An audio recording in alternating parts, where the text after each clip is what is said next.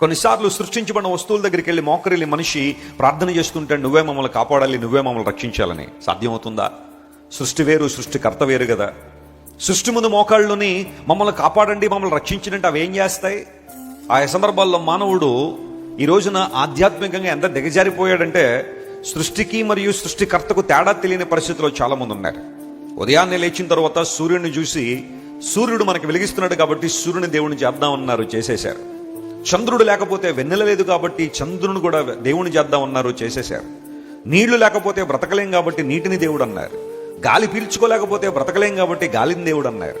ఆహారం లేకపోతే బ్రతకలేం కాబట్టి అన్నం పరబ్రహ్మ స్వరూపం అని చెప్పి ఆహారాన్ని ఆ దేవుణ్ణి చేశారు.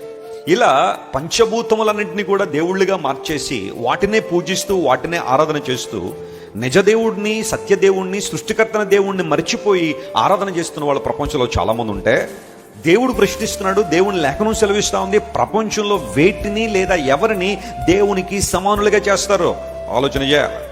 ఎందుకు మాట చెబుతున్నానంటే సృష్టి వేరు, సృష్టికర్త వేరు అనే విషయాన్ని మనం తెలుసుకున్నప్పుడు మన దేవునికి ఏ ఒక్కరూ సమానులు కారు అనే విషయాన్ని మనం అర్థం చేసుకోవాలి. There is none like our God. మన దేవుని లాంటి వాడు లేదా నిజ దేవుని లాంటి వాడు మరొకడు ఉండడు. దేవుని నామమునకు స్తోత్రం కలుగునుగాక.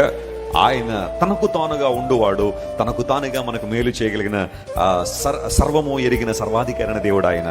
నీకు సాటి అయిన వారు ఎవరు ప్రభువా? Download ShareChat.